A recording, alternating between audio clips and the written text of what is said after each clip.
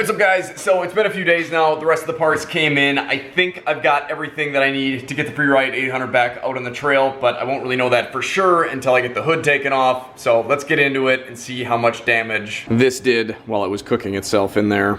So I've got my two replacement wires here. I just figured I'll replace both of them and then keep the one that's not burnt up as a spare. We've got some new plugs. I don't think that was the issue, but I figure if I've got it this far apart, I might as well switch those out. And since I seem to be having some battery issues, I picked up this new Wicked Start battery. I'll put links down in the description for all this stuff. They're affiliate links for Amazon, so if you use those links, it helps me make more videos like this, and I definitely appreciate that.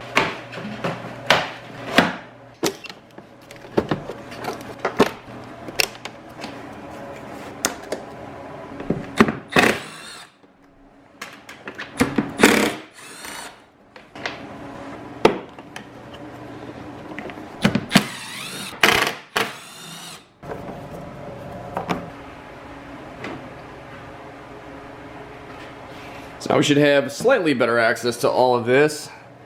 We've got quite a bit of debris down on that side that I'll need to get cleaned up before I swap that spark plug. Like I said, we'll be pulling this other wire off of here and replacing that. The plug wire that got incinerated was up against that coolant line right there, and that's the one that runs over to the reservoir there. I don't know if there's enough there left to just snip some off and stick it on a little bit. Might be a little bit stretched. I guess we'll see how that looks. But what I'm really concerned about is the fact that the piece that fits onto is plastic, and it does look like it's a bit melted there. So really hoping that the hose got the worst of it and that module does not need to be replaced, because that's a pretty big piece in there that I think would not be fun to have to replace. I'll also be looking at probably a week to ship it here, if not more. I'm wondering if from this vantage point we can see now whether or not those wires got annihilated that was up against. Yeah, I think there might be some copper showing through there. So that'll have to at least get wrapped up a little bit. I think it should be okay. I really am hoping that I can get this thing together today. I would very much like to take this thing out on the trail at least one more time before they close back down. We are looking at some warm weather in the next couple days here, so if I don't get this done now, it's not looking good for the rest of the season. Alright, so we got the clamp off. I'm going to pull that hose off and we'll see what the rest of my season is going to look like here. I'm pretty sure it's fused on there. Oh, shit.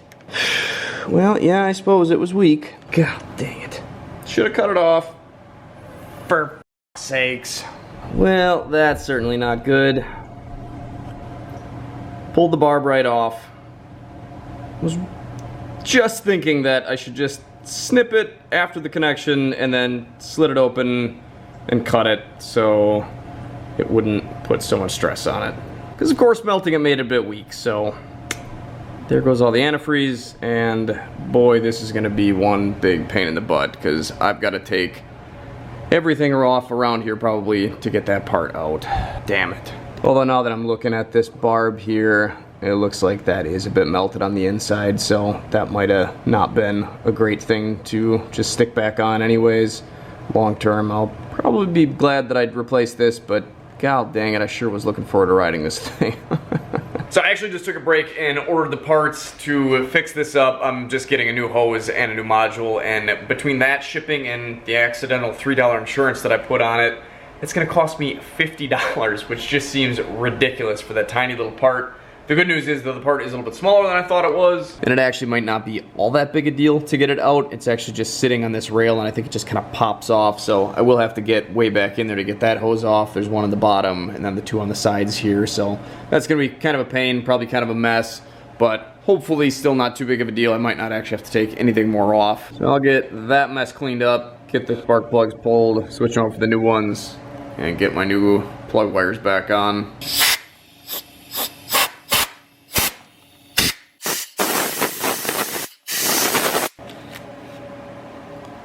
There we go. Doesn't look too bad, other than the fact that it's super blurry. There we go.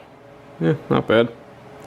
So I think these are actually supposed to be done per cylinder, and I'm not really sure why exactly that is, but I'm just gonna put my new ones back to exactly where the old ones are. So this is the brake side, and here's the new one. Looks like that's right about where that one is out of the box anyway.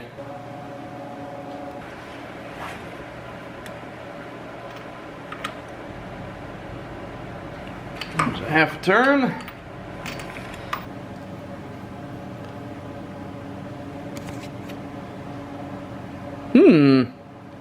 This would have been the good side that was still firing when I was trying to fire this thing up, and that sure looks wet and oily. Yeah, pretty much smells like, I guess, oil and gas, but kind of heavy on the oil. Not sure what that's about. Any ideas? Looks like that one is relatively in the same spot, maybe a little bit tighter. And what do you know, the other new one's about the same. So that is touched down there. And we'll get a half a turn. I'm watching the socket.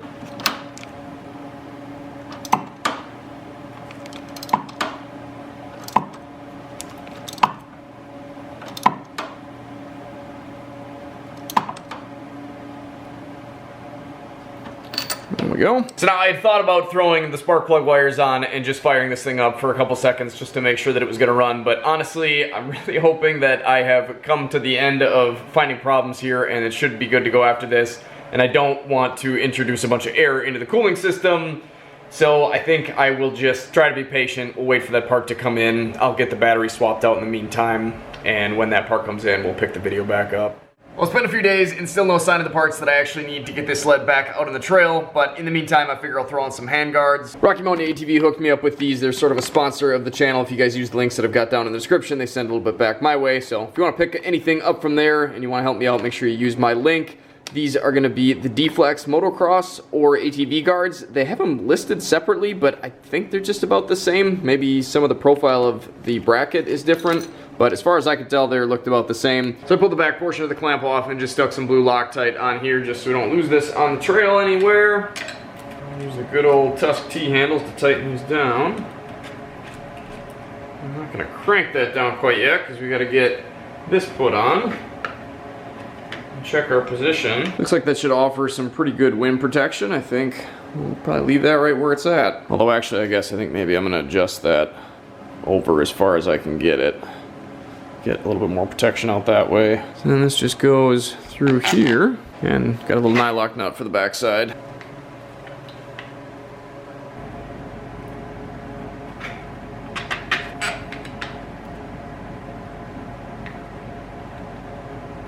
I don't know why, but I just like really anything, a bike, a sled, a four-wheeler, so much better with handguards on it. Just, I don't know, makes the bars look not so empty. And I've got to say, I'm definitely happy to have these on here. Obviously, not necessarily purpose-built for a sled, but it seems like they match the red close enough anyways. And obviously, once we get the rest of the bits on here, it'll start to look like a snowmobile again. I do have to say one thing though, that these are a bit smaller than the PowerMed handguards that I've got on the Sportsman here. I actually had the same set on the last sled that I had, the Arctic Cat F1100. These are a bit wider out at the end, so they're going to provide a little bit more hand protection. You can obviously get these little flip out mirrors, which are really pretty sweet, and these have got the little lights in them. I can put links for these down in the description too if you guys want to pick these up instead. They're a good option, but they're definitely more pricey. Where the Tusk D-Flex guards are probably half the cost and still just about as much protection. Definitely look good, and I think will last just as long as anything else would. So no pressure, but if you want to pick a set of these up or anything else from Rocky Mountain ATV, use the links down in the description, and you help me make more videos like this. Well, it only took 2 or 3 weeks, but I finally got the parts in hand. Everything looks like it made it here safe, so hopefully I can get these all installed without any issues. Hopefully I can remember where everything plugs back in. I'm gonna fly through this just so I can get this thing ready and get it out. We've got 10 days of the season left, so I'm gonna make the most of it as long as everything goes smoothly and as long as this sled can stay on the trail for more than a day.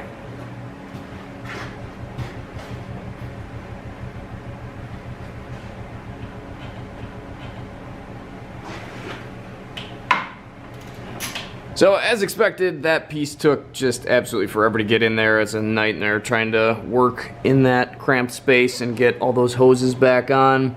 But everything's back on. I've got my new clamps on there, and we didn't drop anything down in there yet. So feeling pretty good about that. I've got everything snug down there. I did end up having to loosen up and remove some of the fasteners in this black plastic piece here. that just kind of gave me a little bit of room to get the tab around the back side of that, because those two things kind of mesh together. So I just got to get those fasteners back in, and then I can start plugging things back in. All right, finally time to put these guys back on. The root cause of the problem. Hopefully these stay intact and don't get incinerated, melting half my sled. I'm not really sure what the deal on these clips is. These go on the plug side. I assume it's just to keep it in place. I don't know if that had anything to do with the other side getting melted, but I'm just gonna stick them back on, I guess. Alright, well, unless I forgot something, I think this thing should actually fire up. Obviously, we've got to put hood and side panels and everything back on, and I suppose I should probably put the air intake back on there and plug the air sensor in, but other than that, I think this thing's actually ready to go. Okay, well, I guess I should probably put some antifreeze in it before I put the hood on, right?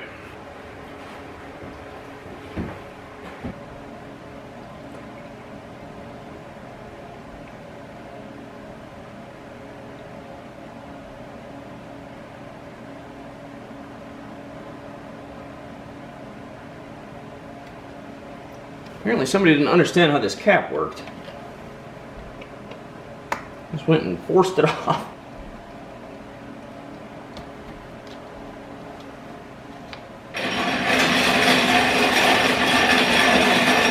Minutes? 6:01. What did I say? 6. 6 at. The latest. I guess 6:01 is later, huh? Alright, sorry everyone, gotta go inside.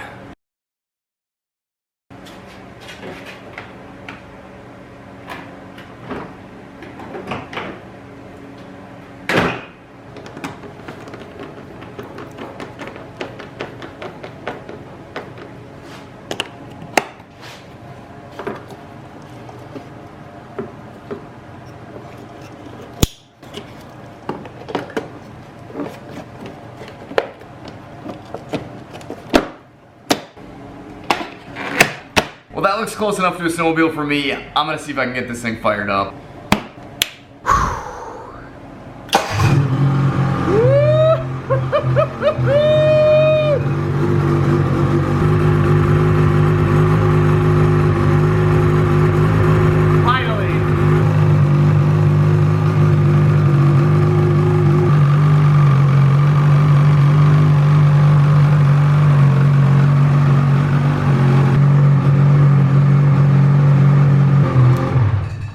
Oh man, I just cannot stop smiling. I'm so excited to get back out on this thing. I cannot wait to ride it again. Oh, that felt so good to hear that thing start up. I'm so happy. Hopefully everything in there is in order. Hopefully we don't have any leaks. Hopefully I did everything right. Hopefully there aren't any other issues that are gonna cause that wire to just get cooked again. And actually I suppose I should mention that I did run that wire in a different spot, and now if anything does go wrong, it will just sort of incinerate itself in place and not be up against any plastic valves over there. I have to assume this is how that was supposed to be, but I just know I am super excited to get out on this thing. I cannot wait. I'm gonna head out tomorrow as early as I can and get a ride in, so be looking forward to that video. If you want to see that, make sure you hit that subscribe button. Thanks for watching, guys. Take care, stay safe, stay swanky, get out, enjoy this beautiful world. Any chance you get, just make sure that your sled's not gonna start itself on fire.